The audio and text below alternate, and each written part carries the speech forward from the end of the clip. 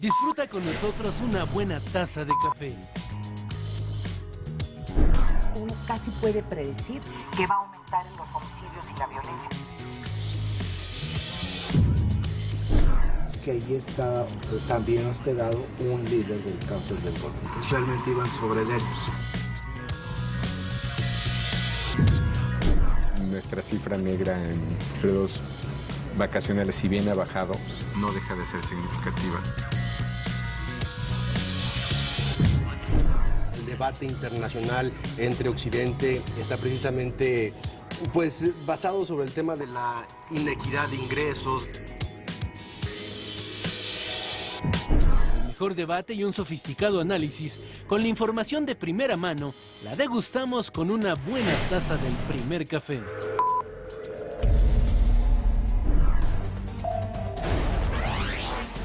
Miguel Barbosa rinde protesta como presidente del Senado. Como presidente de este órgano de gobierno, actuaré con estricto apego a lo que la ley señala. Valoro la fuerza política de donde provengo. Reconozco la enorme responsabilidad que significa salvaguardar la pluralidad del Senado. Todo listo en San Lázaro para la recepción del segundo informe de gobierno del presidente Enrique Peña Nieto. Acumulación de gas provoca explosión en aduana de Piedras Negras, Coahuila. Detienen a Alberto Arce Moreno, presunto líder de los Zetas. Operaba en Coahuila, Nuevo León y Tamaulipas. Confirma la Organización Mundial de la Salud el primer caso de ébola en Senegal. ¿Qué tal? Muy buenos días. Bienvenidos al Primer Café. Yo soy Ana María Salazar, Raimundo Río Palacio, Paco Abundis. ¿Cómo están? Muy buenos días. Mucha información empezando la semana. Pues bueno, ¿qué vamos a decir, verdad? Arranca el segundo tercio del presidente Peña Nieto. Hoy el secretario de Gobernación entrega el informe de gobierno a las 7 de la noche en San Lázaro al nuevo presidente de la Cámara de Diputados, el periodista Silvano Aureoles, y ya mañana el presidente en el Palacio Nacional da su mensaje político. Oye, esto nos va a dar más que suficiente. En la semana es casi todo el país. Sí, exactamente. Es casi todo el país. Algo que no está en el país, que realmente deben de estar siguiendo estas cosas, son lo que está pasando en otras partes del mundo. Está la situación en esta zona de los países bálticos, en el Medio Oriente, terriblemente complicada. Hay peleas en este momento, combates en las colinas del Golán. Las colinas del Golán es lo que divide Siria e Israel. Es una de las zonas que tomó Israel desde los territorios ocupados desde la Guerra de los 6 días en 1967. Es decir, de un lado de las colinas del Golán están peleando tropas sirias contra rebeldes sirios, y del otro lado de la ladera está el ejército israelita. A ver en qué momento se contagia esto hacia Israel. La otra que es sumamente importante es que siguen avanzando las fuerzas rebeldes en Ucrania, en el noreste de Ucrania, y ya tomaron, mientras todos ustedes dormían, ya tomaron el aeropuerto de Luhansk, que es un aeropuerto internacional después de 48 horas de combate con las tropas regulares de Ucrania en este conflicto que empezó en abril y que ya tiene 2.600 muertos. Ha provocado la muerte de 2.600 personas. Con mensajes muy confusos, es también de Vladimir Putin. Pero creo que en una entrevista ya sugirió por primera vez un Estado ucraniano separado de, ¿no? Que era algo a lo que no había llegado, ¿no? Sí. Entonces tenemos estas informaciones que son internacionales, que son muy importantes porque afectan la estabilidad en el mundo, y en el caso de Ucrania pues también afecta el gas que se exporta hacia la Unión Europea y los precios del gas natural y la manera como los mercados se ponen sumamente nerviosos con esto. En el PAE informativo, tú bien lo decías, Paco, 62% de los impactos, el anuncio de que el presidente Peña Nieto tiene su segundo informe de gobierno. Luego nos dicen que por qué nos reímos un poco del PAE informativo. 62%. Lo que es cierto es que la mayor parte de las columnas de análisis están en este balance de claroscuros. Sí, y de... nada más que aquí es la información, son las portadas. Así El es. 62% el anuncio. Bueno, excelente manera de jerarquizar la información en esta nuestra prensa. 13% el Consejo Coordinador Empresarial, la Coparmex, la Concanaco y la Concamín vuelven a decir como por octava vez en las últimas 8 semanas que las reformas económicas van a traer beneficios y tiene esto 13% de los impactos. O sea, por si no fuera suficiente el 62% de un anuncio, 13% de los impactos vienen con algo que ya conocemos hace casi 2 meses. O sea, sumado es 75%. Sí, claro. Exactamente. Y bueno, lo único que tiene mucha información, que es el tercer tema, con 11% de los impactos, que la Secretaría de Turismo reportó ayer, que el primer semestre de este año fue el mejor semestre de turismo en la historia de México. 14.2 millones de turistas vinieron a México, del mundo vinieron a México en el primer semestre. Que venimos con esa tendencia, ¿no? Al alza, y cada nuevo anuncio es un nuevo récord. Es un nuevo récord, es realmente muy interesante. Y a pesar de las imágenes que se han visto de México, buenas y malas, pero las malas siendo el tema de seguridad, no le ha afectado al turismo. El turismo no le está poniendo atención a esas notas. Bueno, hay un buen trabajo. Sí. Aquí hay un buen trabajo en varias áreas de gobiernos, del gobierno federal y también varias áreas de los gobiernos estatales. Es que vaya que han hecho. Digamos que los boletines de alerta no funcionan. No, bueno, si no hubiera boletines de alerta, la pregunta, el contrafactual sería cómo estarían estos números. Pero también es cómo actúan. Por eso mencionaba yo cómo actúan los gobernadores, por eso los mencionaba. El gobernador de Quintana Roo, Roberto Borges, fue a cabildear para que el Departamento de Estado retirara la alerta sobre Cancún. Y lo logró, ¿eh? De hecho, en la última alerta no hay ningún destino turístico, considerado por el Departamento de Estado. Esto también ayuda a lo que tú estás diciendo. El siguiente tema, con 9% de los impactos, otro anuncio. Hoy se inicia el periodo extraordinario en la Cámara de Diputados y en el Senado. Segundo anuncio, y entre dos anuncios tenemos 71% del PAI informativo. Vaya manera de desperdiciar el espacio. Y con 5% de los impactos, el gobernador del Banco de México, también en algo que ya ha venido señalando, el doctor Agustín Carces dijo que no hay impactos negativos por las reformas ni tampoco por la caída petrolera en este momento. Ese es el PAI informativo que realmente es muy poco.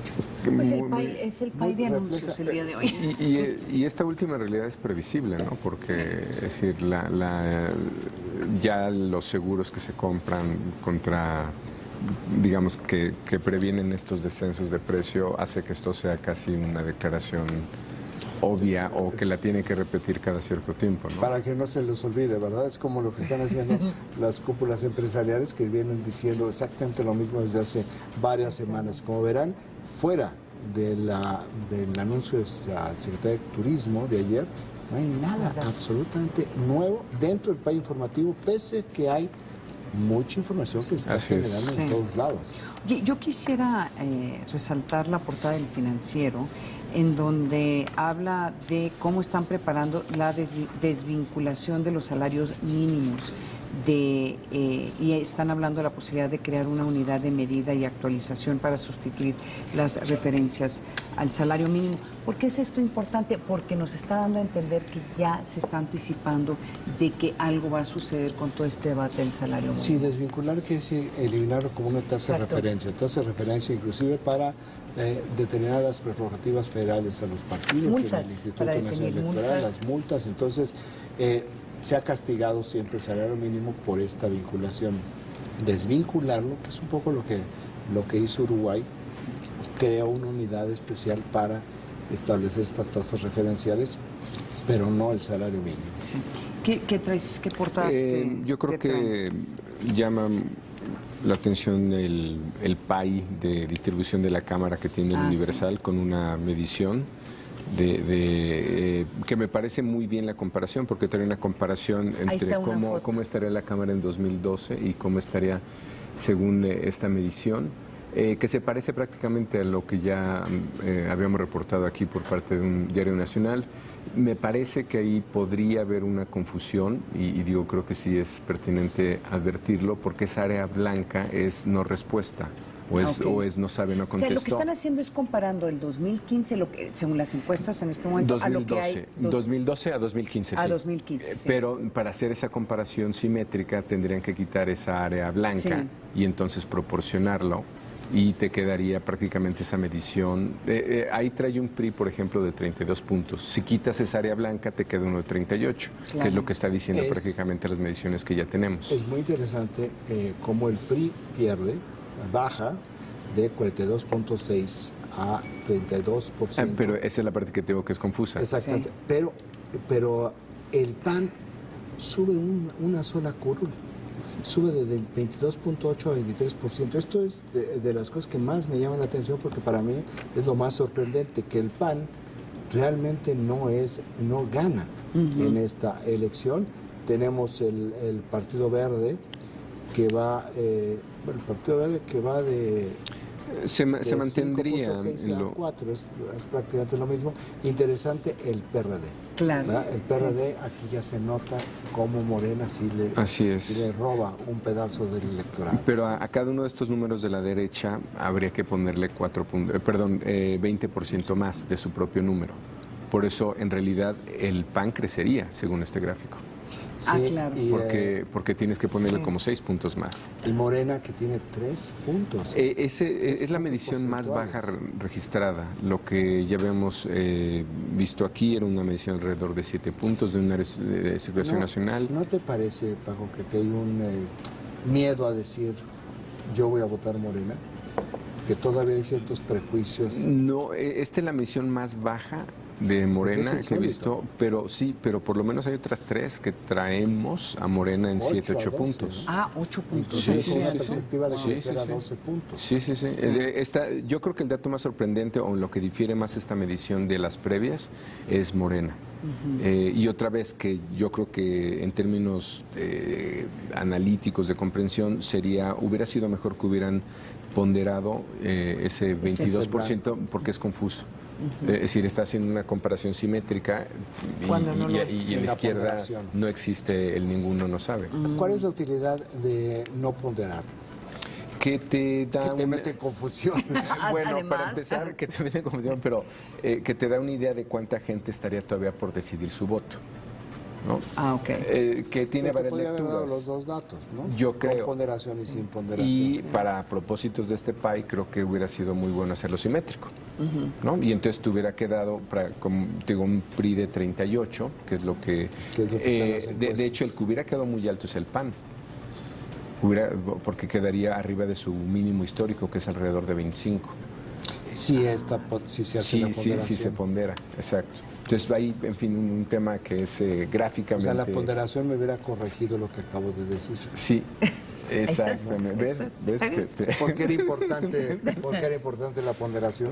¿Y por qué era importante destacar estos temas del PAI? Porque me parece un muy buen ejercicio, salvo que este elemento del ninguno o voto no asignado lo hace confuso, ¿no? La portada de Milenio habla sobre datos que son datos que ya son públicos desde hace algo de tiempo, pero lo vuelven a recalcar. Homicidios dolosos caen 27% en el 2014. Todo vuelve a ser noticia. Todo vuelve a ser noticia. Cifra más baja desde el 2009, de acuerdo con el recuento mensual de Milenio. Entonces es como echándole porras al presidente. Y otra nota del Financiero, que esto tú lo debes saber mejor, Raimundo, el nuevo aeropuerto de la Ciudad de México sería el de mayor capacidad en el mundo. Sí es un dato, ¿no? Sí. O depende cómo lo miras. Pues es que por eso sorprende, ¿no? O sea, más grande que Gatwick o que... Atlanta, Beijing, más grande Londres. que Chicago. Que Chicago, que O'Hare. Que es el aeropuerto de mayor tráfico en el mundo, seguido de Atlanta y seguido de Heathrow. Y ¿En Charles volumen? de Gaulle, sí, en el número de pasajeros. Sí. En el número de vuelos. Dice que podrá transportar 100 millones de pasajeros al año. Pero fíjate, dice, con lo cual superaría al de Atlanta. Pero el de Atlanta no es el número 1.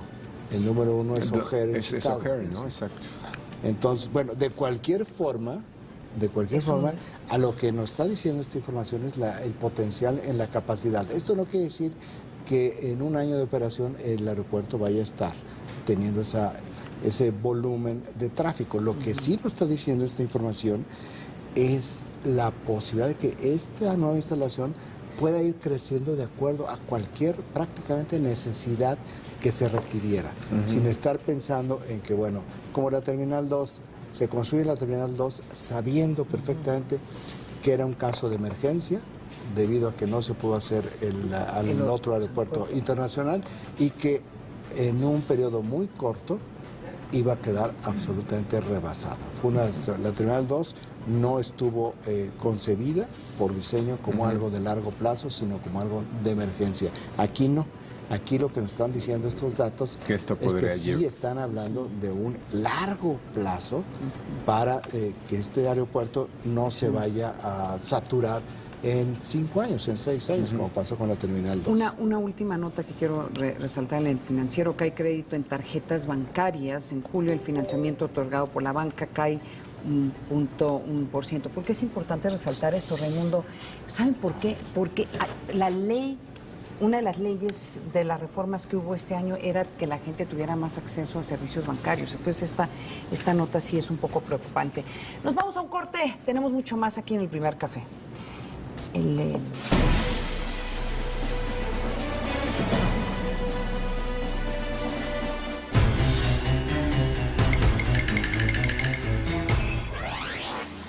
Segundo año de la 62 legislatura. Se aprobaron 8 reformas constitucionales y 129 reformas legales. El dato útil para comentar en el café. Líder, persona a la que un grupo sigue, reconociéndola como jefe u orientador. ¿Dónde se encuentran? El tiempo ha sido el mejor amigo que me ha dado la oportunidad. El fútbol es un momento. Situaciones en mi vida que se muere mi mejor amiga, se muere mi hermano. Y en Proyecto 40. Un espacio único en la televisión mexicana en donde usted conocerá casos de éxito. Líderes Mexicanos 40, lunes 22:30 horas. Proyecto 40. Leí que con la reforma energética, México va a ahorrar más a la hora de producir luz, porque va a usar gas natural. Así saldrá más barato y contaminará menos. Que no tiene nada que ver con vender a México. El petróleo siempre va a ser nuestro, pero vamos a tener mejor tecnología para aprovecharlo. A los países que han hecho una reforma energética les va mejor. Obtienen más recursos, cuidan más el medio ambiente y avanzan en tecnología. Hay que enterarse. Infórmate y conoce por qué es buena para ti la reforma energética en reformas.gov.mx. Mover a México.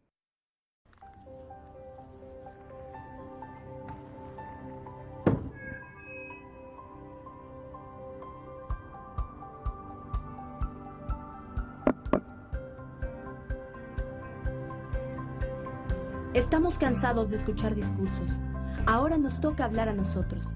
Entra a nuestra página y únete a un partido que quiere ser la voz de los que no tenemos voz. El podio es tuyo. Encuentro Social. Hagámoslo nosotros. El Javelin. Armas del futuro. Imposible esconderse. Caleidoscopio. Lunes 17:30 horas. Proyecto 40. Nos comprometimos a combatir la pobreza y estamos cumpliendo. Más de 3 millones de beneficiados con la Cruzada Nacional contra el Hambre. 4.7 millones de mujeres con seguro de vida para jefas de familia. 5.7 millones de adultos mayores de 65 años reciben pensión.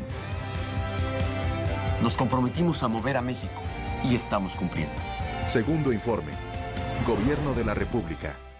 Te invito a dibujar la selva lacandona. Viaja con nosotros a conocer este paraíso. Tú puedes estar ahí. Tu boleto es solo un dibujo. Participa en el 11º concurso de dibujo. ¡Que viva la selva lacandona! Cuida la naturaleza, dibuja y gana. La vida tiene sentido cuando haces lo que te emociona. Y a mí me entusiasma ver esa película de Bob Hope. No sé por qué la pasan tan tarde. Cada día a las 15 horas. Proyecto 40 presenta el cine que siempre has querido ver en la televisión. Sí, tiene razón. Solo que no es igual. Tienes razón. es el cine alternativo en la televisión. Cinema 40, lunes a viernes, 15 horas. Proyecto 40.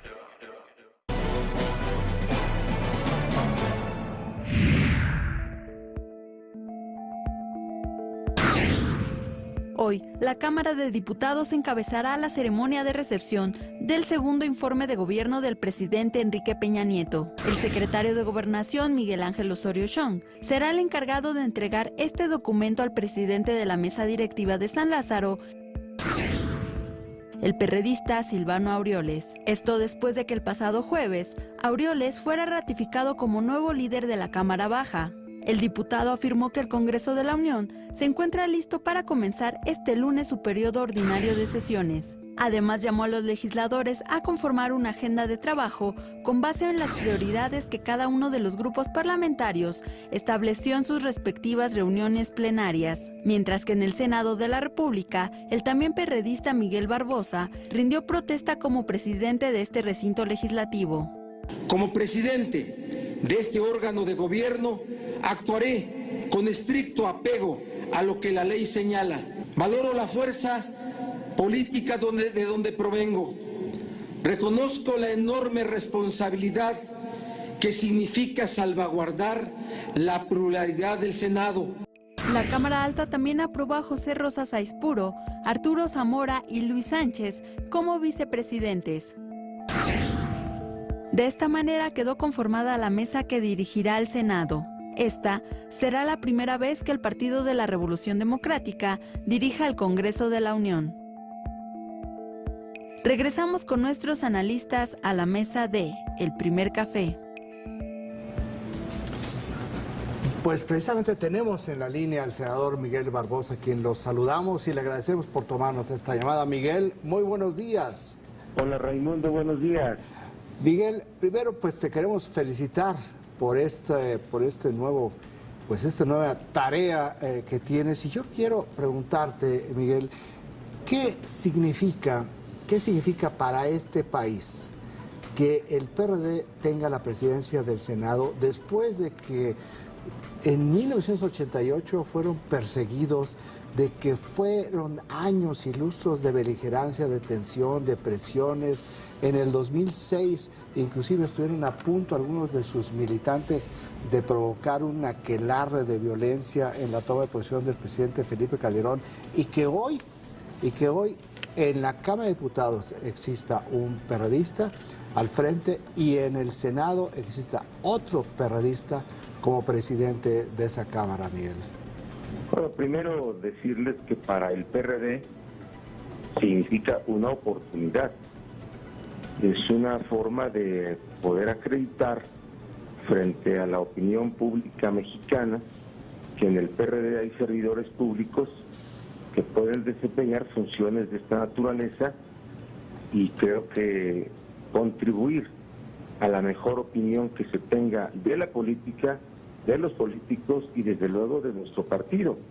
¿Qué significa para México? Pues lo que yo entiendo, puedo ver, es que estamos en una etapa de la instalación de un sistema político más abierto, que no tiene ya mucho de aquello que caracterizaba al control absoluto del ejercicio del poder.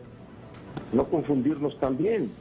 Nosotros tenemos que ser, desde la presidencia de las mesas directivas, representantes de nuestras cámaras, y desde luego contribuir a la independencia de las mismas, a la autonomía, y poder generar un mejor equilibrio de poderes, una mejor colaboración entre los poderes públicos, que podamos tener un desempeño que sea un desempeño digno, adecuado y desde luego útil para México. Miguel, en la política la certidumbre es fundamental. Me parece que lo que ha sucedido en esta ocasión demuestra que hay una certidumbre del resto de los partidos políticos sobre el PRD y sobre las personas que encabezan las cámaras, en el sentido de que no son personas que se van a volver locas, son personas que van a cumplir con el trabajo, como tú lo acabas de definir. ¿Esto qué significa hacia el interior del PRD? Finalmente está caminando como grupo, como instituto, de manera homogénea hacia un partido que ve las instituciones y que ve la agenda parlamentaria y la discusión en el Congreso como la forma para cambiar cosas? Bueno, sin duda el PRD está en el sistema político y sistema democrático mexicano. Es un actor, es un jugador democrático de la escena. Y nosotros tenemos dentro del PRD que apostar a esa posición, no a un estilo, una estrategia de confrontación que nos lleve nuevamente desde la opinión de muchos a la marginación. Yo quiero decirte que es un asunto complicado para nosotros. Tenemos que ser muy cuidadosos para poder tener un desempeño del cual nuestro partido, la gente de nuestro partido se sienta representado, y un desempeño institucional que permita no ver a la confrontación desde las presidencias de las cámaras del Congreso de la Unión. No es un asunto fácil y creo que el PRD tiene que avanzar mucho en el tema de verse como un partido confiable, porque solamente siendo un partido confiable va a llegar a ser partido en el poder. ¿Qué tal? Muy buenos días, senador. Te saluda Ana María Salazar. El hecho de que el PRD está en este momento en un proceso interno de elección de la nueva directiva, ¿cómo les afecta a ustedes como líderes del Senado y de la Cámara de Diputados? Ana María, buenos días. Primero, pues mira, sin duda que nuestro partido se atrevió a volver a hacer este proceso de relevo de sus órganos de dirección por el voto directo para elegir a los consejos nacionales, estatales y municipales, y de ahí emerger a los comités ejecutivos. Y este es un atrevimiento porque finalmente ya no es en estos tiempos cuando se ve que la democracia interna puede ser un elemento que fortalezca, y por eso llamamos al INE, invitamos al INE para que organizara nuestro proceso. Tanto Silvano Aureoles como yo somos políticos de partido, somos gente que mantenemos relación con la vida interna de nuestro partido, pero tendremos que diferenciar perfectamente entre ser hoy los combatientes internos y ser los políticos institucionales que necesitan ver los mexicanos como presidentes de las cámaras, sin desdibujarnos, sino acreditando que podemos tener facetas distintas. Y desde luego me interesa a mí la vida del partido, estoy pendiente de ella, pero desde luego puedo identificar el papel que juego. Senador, ¿cómo estás? Paco Abundis, un gusto saludarte. Esta probablemente va a ser la mejor elección que va a tener el PRD en su historia. Yo no tengo la menor duda que no va a haber impugnaciones, conflicto, y eso le va a dar, yo creo que mucha fuerza.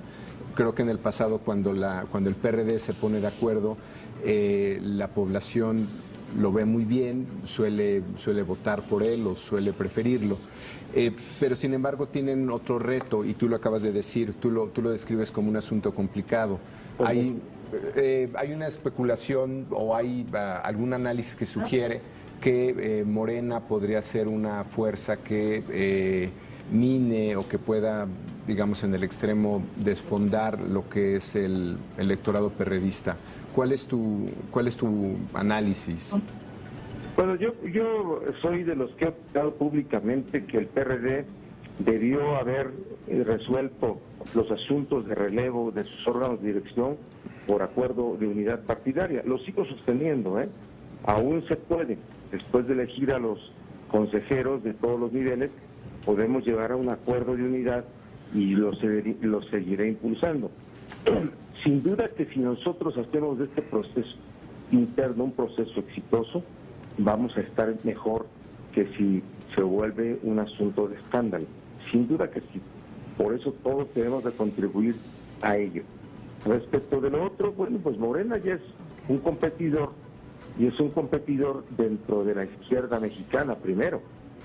Yo opino que Morena viene a competir no contra el PRI o contra el PAN, viene a competir contra el PRD, y viene a hacer campaña para poder conseguir el espacio que tiene el PRD, el principal partido de izquierda en el ámbito de competencia electoral. Es lo que quiere Morena. Y nosotros por eso tenemos que resolver bien nuestro proceso tenemos que resolver bien nuestras candidaturas y ir unidos dentro del PRD. La desunión de la izquierda mexicana ya no se consiguió, porque ya Morena está en otro lado, ya tiene una posición política que no es precisamente la de impulsar el mismo espectro político electoral que el PRD, ¿sí?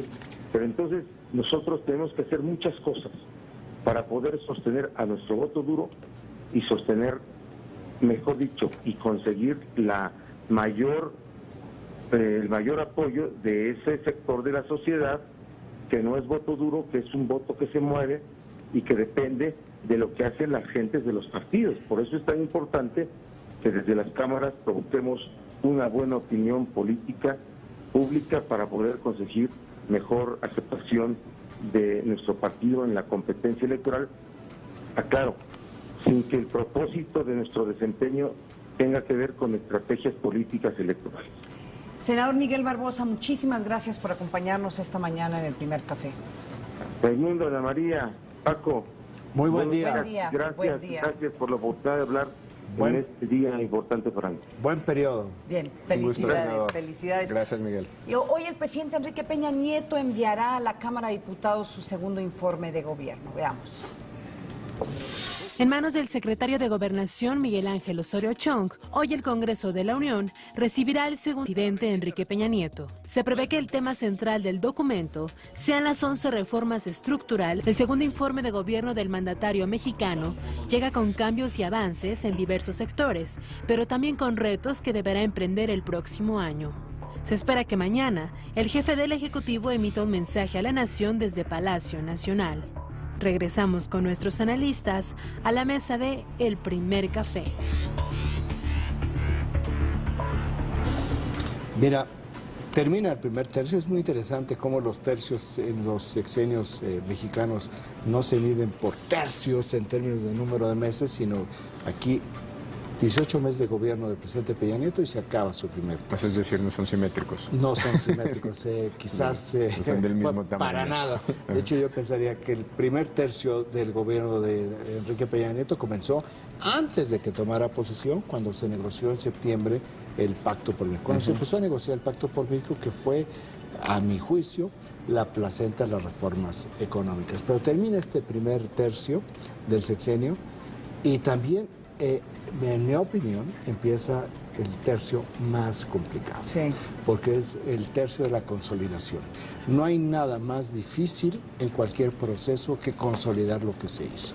Entonces, para consolidar lo que se hizo, hay una serie de variables que se cruzan en este momento. Una de las variables son las elecciones intermedias del próximo año y la reactivación de la economía, que van juntas, adicionalmente a cuáles van a ser las expectativas que se van a transmitir a los mexicanos para poder administrar estas expectativas, que es lo que hacen los gobiernos, y puedan llegar a otros 18 meses, que es cuando, de acuerdo con el secretario de Energía, va a empezar a notarse el impacto de la reforma energética en las facturas de la electricidad. Entonces tenemos una situación donde los beneficios de las reformas no van a venir cuando menos mañana, en un año. No antes de la elección. No antes de la elección, eso es definitivo. Y viene una elección donde estamos viendo las primeras encuestas que coinciden con corroboran lo que corroboran todo lo demás, que el PRI no va a perder la mayoría, pero viene trae una inercia y va a venir cayendo poco a poco, que esto todavía podrá el presidente tener la fuerza para sacar adelante esta elección, pero ¿qué es lo que va a suceder en el 2018? Yo creo que en el segundo tercio el presidente Peña Nieto lo que está jugando es ya la sucesión presidencial. Tiene él, me parece que es casi una verdad de perogrullo decir que tiene dos cartas fuertes para la presidencia, sus secretarios de Gobernación y sus secretarios de Hacienda, que son los que llevan a cabo toda la parte de la negociación de las reformas, que por lo tanto tienen también que terminar este trabajo. Es decir, no se pueden mover del gabinete porque tienen que cumplir con la consolidación de las reformas. Pero la consolidación de las reformas con estas variables que se encuentran, pues puede llevar a debilitarlos o a fortalecerlos. Y si no cuadra la ecuación y el diseño que trae el gobierno del presidente Peña Nieto, pues entonces podemos ver que va a entrar en dificultades políticas allá por el 2016-2017. Por eso sí pienso que el segundo tercio que comienza ya en este mes, probablemente con su discurso de mañana en Palacio Nacional, pues va a ser el periodo crítico para saber qué es lo que va a suceder con este gobierno en el 2018 y más adelante. Ahora, por lo menos en términos de Congreso, más allá de si el PRI puede conservar o no la mayoría, es muy distinto el análisis electoral del análisis de Congreso, porque en esta elección hay que tomar en cuenta que el PRI estaría yendo en una pista distinta que el Verde. Y eso es, digamos, ahora que decías que ese 42% es distinto al 38% si hacemos esta ponderación, bueno, súmale el Verde y súmale Nueva Alianza. Sí. Y eso, por lo menos en el Congreso, creo que dice mucho de la estabilidad que van a tener, que es un ambiente favorable para temas de implementación. Aunque todo es ejecutivo en implementación, pero importa qué pasa en tu Congreso. Pero, claro, porque además el PRI necesita tener bajo control las presidencias de las comisiones de Hacienda, que es donde se ve la política macroeconómica fundamental y presupuesto. Si sumas esas tres fuerzas, el PRI a nivel Congreso, a nivel curul, con sus aliados, podría estar teniendo una mejor Cámara que la que tiene hoy.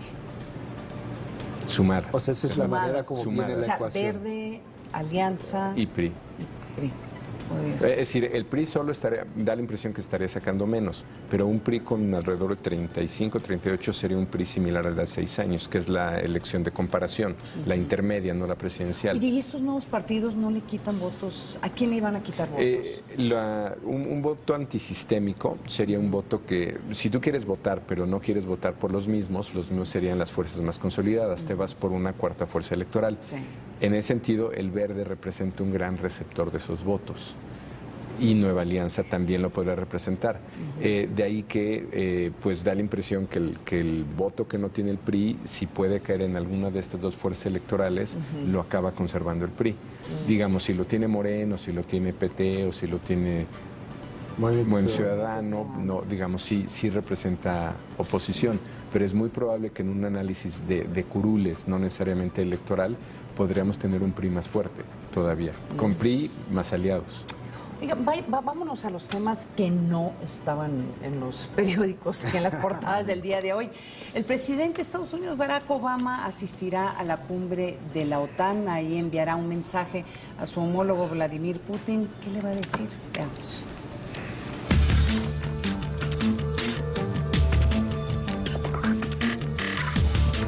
En los próximos días, el presidente de Estados Unidos, Barack Obama, realizará una visita a Estonia, donde participará en la cumbre de la OTAN. Uno de sus principales objetivos es enviar un fuerte mensaje a su homólogo de Rusia, Vladimir Putin, para que ponga freno a su inclusión en Ucrania, pero sobre todo para que se mantenga fuera de los países bálticos, formados por Estonia, Letonia y Lituania. Esto luego de los nuevos movimientos de las fuerzas rusas en dichas zonas situadas muy cerca de Ucrania. Asimismo, Obama tendrá el desafío de persuadir a los 28 líderes de la OTAN para intensificar los gastos en defensa. Esto, aun cuando los gobiernos europeos se han comprometido en proporcionar solo el 2% de su Producto Interno Bruto a este requerimiento debido a persistentes problemas económicos. Otro de los temas será la búsqueda de una coalición para responder a las incursiones militares del Estado Islámico en Siria e Irak que están desestabilizando a la región y más allá. Esta será la segunda vez que un presidente estadounidense realice una visita por Estonia, luego de que el entonces presidente George W. Bush lo hiciera en el año 2006. Regresamos con nuestros analistas a la mesa de El Primer Café. Oigan, este fin de semana continuó incrementando las presiones, no solamente de los legisladores estadounidenses hacia Barack Obama para que tome una posición más contundente de lo que está pasando en Siria y en Ucrania, pero también las opiniones, el círculo rojo estadounidense también está cuestionando muchos de los últimos comentarios que ha hecho el presidente, que parece, y lo dijo públicamente, en este momento todavía no tenemos una estrategia para tratar con el problema de particularmente lo que está pasando en Siria y en Irak. Entonces, sigue las presiones, Raimundo. Bueno, este discurso del presidente Obama en la Organización del Tratado del Atlántico del Norte, hay que recordar que la OTAN es un subproducto de la Guerra Fría, ¿verdad? Era la Organización del Tratado del Atlántico del Norte, eran todos los países, bueno, un buen número de países de Europa Occidental, junto con Canadá y Estados Unidos, que era un bloque militar frente al otro bloque militar que se llamaba el Pacto de Varsovia, donde era la vieja Unión Soviética y sus países satélites. Con la desintegración de la Unión Soviética, pues los pactos se movieron. Hay varios países que estaban en el Pacto de Varsovia que ahora están en la OTAN. Pero en el fondo, el poderío se mantiene intacto tanto en el Pacto de Varsovia como en la OTAN en términos de armas nucleares. Que uno parece decir, bueno, después de tanto tiempo volvemos a hablar de armas nucleares. Claro. Lo dijo el presidente Putin hace 15 días. Recordó que Rusia tiene armas nucleares. Que no se olviden. Que no se olviden que tenemos armas nucleares. Y efectivamente hay misiles que están apuntados todavía hacia las principales capitales de Occidente y a las principales ciudades en Rusia. No se ha llegado a ninguna situación de esta naturaleza en muchísimos años, porque las armas nucleares nunca fueron de manera ofensiva, sino fueron de manera defensiva. Fue una estrategia disuasiva. Ahora, esto no quiere decir que no pudiera darse en un momento determinado. La posibilidad de que esto suceda realmente es muy remota. Sin embargo, si tú tienes municiones y son de ese calibre, pues entonces tú sí tienes fichas para negociar. Por eso los discursos contra Vladimir Putin de los europeos y de Estados Unidos no han pasado de cierto límite, que son ciertos niveles de sanciones económicas. No sabemos si hoy vaya a haber una escalada en el discurso, porque lo que sí estamos viendo es que del otro lado, Rusia sí está en una expansión imperial. Lo que está sucediendo en el noreste de Ucrania no puede entenderse salvo ir avanzando en territorios que tú reclamas como históricos, que es muy similar en términos de lo que empieza a suceder, y no quiero yo trazar ninguna analogía de ninguna manera a lo que vimos en Europa. Como si lo hubiéramos visto, lo que se vio históricamente en Europa, lo que leímos, lo que vivió Raimundo Rivapalacio sobre lo que se dio en 1939 con la Alemania nazi. Ahora, en términos de prensa, sí llama mucho la atención que durante el fin de semana y hoy aparecen muchos artículos. El título creo que es muy emblemático. No es tan descabellado que haya guerra en Europa. Sí. ¿No? Dice uno de los analistas, o esta idea de que está en el Washington Post, primera plana, esquina superior derecha. Putin sugiere que por qué no hay una Ucrania dividida, y todo esto dentro del público estadounidense implica un reclamo implícito para Obama de ¿y tú qué vas a hacer? Agrego eso una medición de USA Today, el diario más leído de Estados Unidos a nivel nacional por lo menos, donde se asume que el rol de Estados Unidos es muy importante, casi 40%, y cuando se ordenan lo que digamos, qué tanto afecta a la seguridad de Estados Unidos los problemas que hay hoy en el mundo, fíjate, el primero son los grupos islamistas de Al-Qaeda, 71%. Luego viene ISIS, 67%. Luego viene el programa nuclear de Irán, 59%. Corea del Norte, 57%. Hasta el quinto lugar viene Rusia, con 53%. Es decir, da la impresión que el nivel de prensa que traen no corresponde al nivel de preocupación, por lo menos hoy día, que tienen los estadounidenses. O también refleja que ante cuáles problemas estaría Estados Unidos, por lo menos el público estadounidense, dispuesto a aceptar de que mandaran a sus hijos, los soldados, a resolver un problema que no sea netamente o se perciba netamente una amenaza directa a la seguridad nacional de Estados Unidos. Yo creo que hay una como esquizofrenia en ese sentido, porque por una parte yo creo que todos los analistas de seguridad nacional reconocen lo peligroso que es ISIS y lo que representa en términos de amenazas directas a la seguridad nacional de Estados Unidos. Hay que recordarle al auditorio que el día de ayer, este fin de semana, Inglaterra se declaró en estado severo de amenaza, o sea que están esperando un posible atentado por el número de británicos que se fueron a estas guerras y a participar en estas guerras en Siria. Entonces, es muy interesante esta encuesta, porque sí hay muchísima presión, pero la gran interrogante es ante todos estos problemas que enfrenta Estados Unidos, ¿cuál de todos ellos merece que uno, Estados Unidos mande soldados, dos, que manden recursos, tres, que manden que presionen políticamente? El mundo está realmente convulsionado. Mira nada más los titulares de CNN. Ucrania, Rusia ataca el aeropuerto en el este. El americano detenido en Corea del Norte pide ayuda. Las tropas de paz de Naciones Unidas siguen siendo detenidas por rebeldes sirios. El sitio de Irak, el sitio de un pueblo de Irak está roto. Israel derriba un dron cerca de la frontera con Siria. 4 arrestados por una conspiración en Manila para colocar una bomba. La policía y los protestantes y los manifestantes batallan en Pakistán. Bueno, me falta Pakistán. Estos son no estoy saltando, lo que hice fue cómo viene la información hoy en día de un mundo que algo va a suceder. Son demasiados conflictos, es demasiada presión. Algo sucedió que no se despresurizó y que nos está llevando en algún momento a que a lo mejor esto que tú señalabas en Europa, pues se dé, si no ahí, en otra región, ya de manera mucho menos focalizada y mucho más regional. Oigan,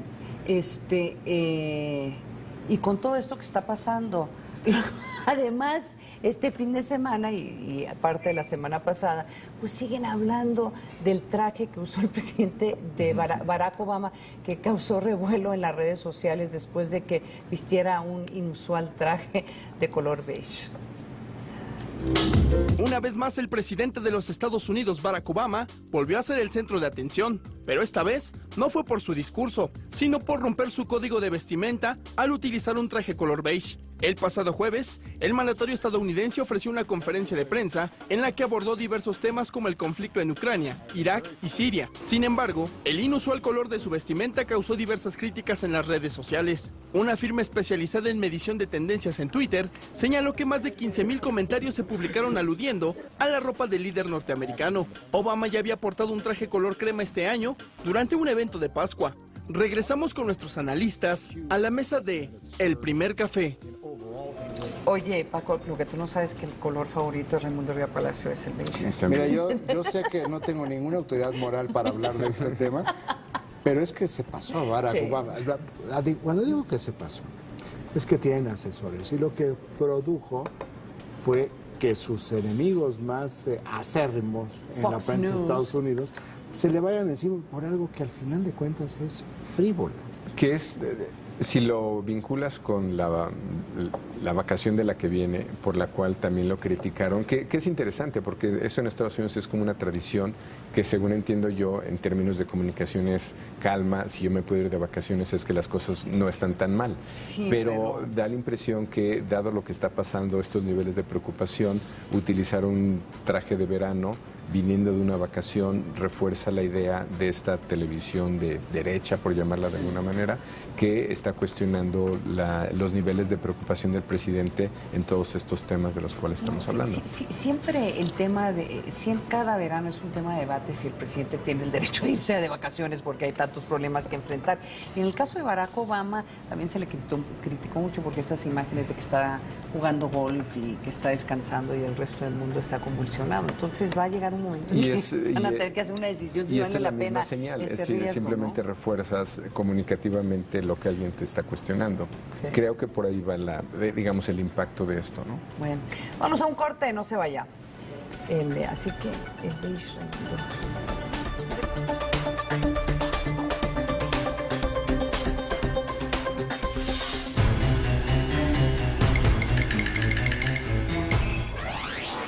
Segundo año de la 62 legislatura. Se aprobaron 22 nuevas leyes y 12 decretos. El dato útil para comentar en el café. Aquí la delincuencia está tremenda. Delegación Coyoacán, rescate de espacios públicos. Expediente 40, 23:30 horas. Proyecto 40.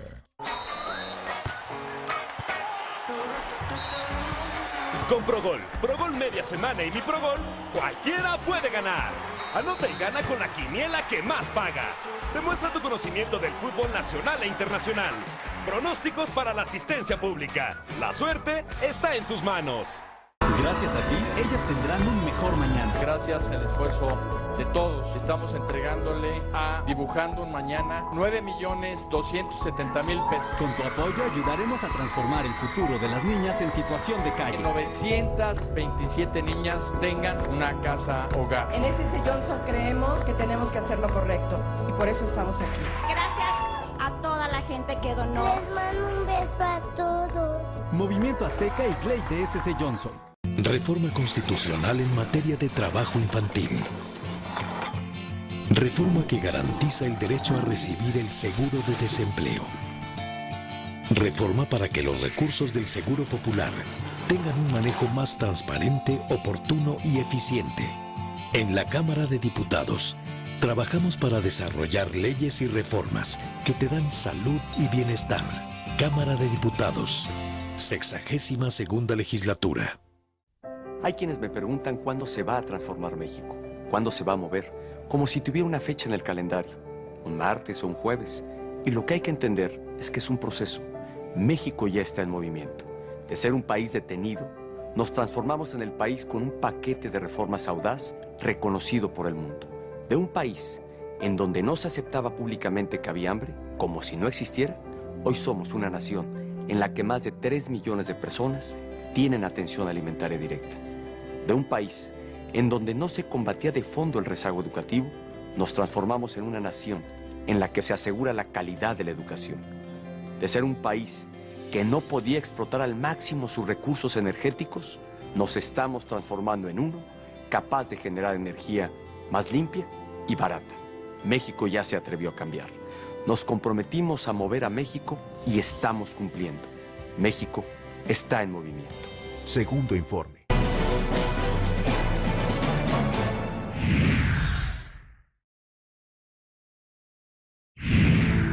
El virus del ébola se expande pese a los esfuerzos internacionales para contener el brote. La Organización Mundial de la Salud confirmó el primer caso de la enfermedad en Senegal. Se trata de un joven de 21 años originario de Guinea que transportó el virus a la ciudad de Dakar.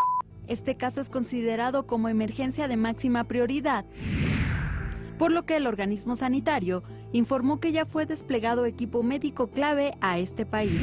Senegal es la quinta nación de África donde se ha presentado la epidemia que ha causado la muerte de más de 1.500 personas en Guinea, Sierra Leona, Liberia y Nigeria. Mientras que un hombre de 40 años fue aislado en un hospital de Málaga, en España, al presentar posibles síntomas de la enfermedad. Este sujeto reconoció que había visitado Nigeria recientemente. En tanto que en Liberia, 2 médicos a quienes se les suministró el suero experimental Zetamap fueron dados de alta después de recuperarse del ébola. La Organización Mundial de la Salud señaló que ambos especialistas se reunieron con la presidenta de Liberia, Ellen Johnson. Por su parte, China anunció que ya aprobó la producción de un medicamento para combatir esta enfermedad. Dicho fármaco es elaborado por el Instituto de Microbiología y Epidemiología de la Academia de Ciencias Militares de aquel país. Regresamos con nuestros analistas a la mesa de El Primer Café. Lo que hace este recuento del equipo del Primer Café es señalar que en lugar de estar mejorando la situación parecía que sistemáticamente pero está sí hay un empeorando, salto cualitativo en términos de riesgo, porque Sí. al brincar a Dakar, a donde está ubicado, no es a un país que está más bien recluido, sino Dakar es uno de los principales aeropuertos en el occidente de África donde conectan aerolíneas europeas. Entonces el hecho de que esté en Dakar ya te coloca la posibilidad de la epidemia en una plataforma muy importante para que vaya a cualquier parte del mundo. Entonces sí, me imagino que que los semáforos rojos en la Organización Mundial de Salud están con toda intensidad por lo que pueda significar esto en términos de contagio hacia otras regiones. Simultáneamente se están anunciando estos casos de éxito y nuevamente en algún artículo fin de semana ya hay como un reclamo de por qué no resolvemos este problema si tenemos las capacidades. Pues es que yo no sé si tienen las capacidades. Y es una demanda. O sea, los recursos están, pero... Este artículo sugiere que sí. Sí. No sé si para contenerlo, pero por lo menos, para contenerlo tal vez sea más difícil, pero por lo menos para resolver casos de gente que ya está A ver, infectada. ve lo que dice El País en su portada. Quedan 500 españoles en la tierra del ébola, empresarios, médicos y religiosos siguen su vida en África. O sea, tienes... Sí, ese y hay es un 1000 ejemplo. mexicanos también. O sea, es el ángulo español a la enfermedad. Yo no quiero que se nos acabe el tiempo sin antes señalar algo que está hoy en todas las portadas de los periódicos del Distrito Federal, que es sobre el traslado de Javier el Chicharito Hernández del Manchester United al Real Madrid. En 2 horas y media va a ser presentado ante los medios de comunicación en el Santiago Bernabéu, y resalto esto no por el hecho en sí mismo que el Chicharito va del Manchester United al Real Madrid, sino la manera como estamos celebrando en México que el Chicharito haya sido contratado de manera de cesión por el Real Madrid durante un año para ser reservista. O sea, él no va como titular, sino va como reserva. Y nosotros estamos celebrando esto como la gran victoria del fútbol mexicano. O sea, que a lo mejor no va a jugar todo el año. Bueno, va a jugar cuando Benzema, que es el titular, pues esté lastimado o esté cansado. Lo que digo es, pues, ¿qué sucede con nuestra... Puedes verlo de manera estratégica. Con nuestro espíritu. Según entiendo, cuando él entra después es mejor que cuando abre, ¿no? creo que ese fue su récord. No sé mucho Entonces, fútbol, por eso estamos celebrando. O sea, entiendo. estamos celebrando porque contrataron a un jugador mexicano para ser suplente, oficialmente suplente. Sí traemos algo en la cabeza que no está funcionando muy bien, ¿verdad? Pero Cuando los medios estamos... no destacan esta parte, destacan que simplemente Pues se va al por Real eso, Madrid. Digo, pero por tú eso. porque eres un insider y te metes en la... No es un Me parece vergonzoso que estemos celebrando esto. O sea, qué bueno por el Chicharito, pero de esto a que lo hagamos una fiesta nacional, me parece una vergüenza colectiva como sociedad. Estamos nosotros de manera natural Lo mandaron a la diciendo, segunda división, sí, nosotros casi. somos felices siendo de segunda clase, siendo periféricos. ¡Qué vergüenza!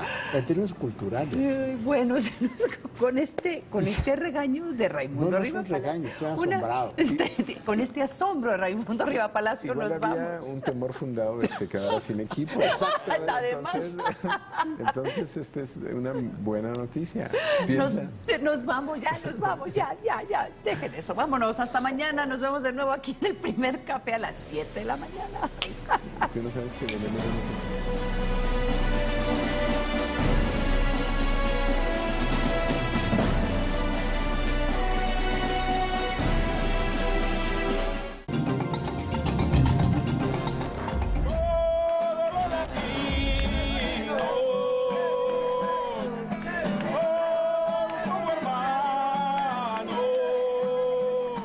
Se llegó el 28 de agosto.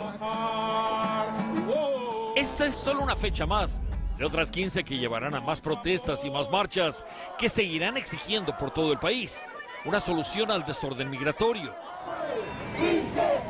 Si usted checara la identidad de cada uno de estos que protestan, vería que hay muchos sin papeles, pero también muchos que tienen papeles, pero que ya están hartos de que nadie haga nada sobre inmigración. Gente como este salvadoreño, que tiene TPS.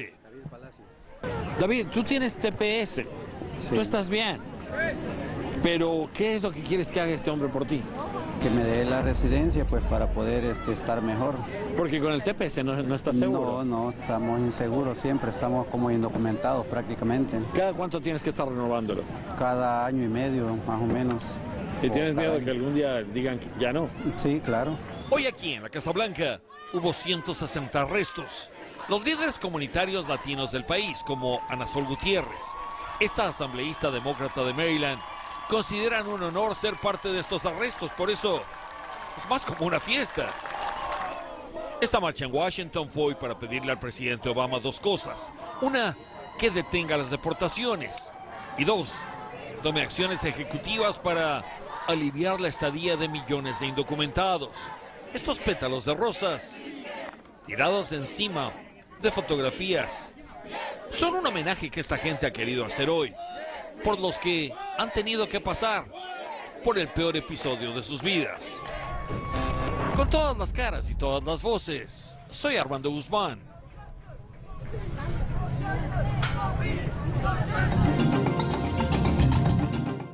Señora bonita que me ve del otro lado de la tele, por ningún motivo se le ocurra cambiarle de canal, porque yo soy Gabriel Varela y ya se dio cuenta a quién tengo aquí a mi lado, ¿verdad? A un chef internacional que estudió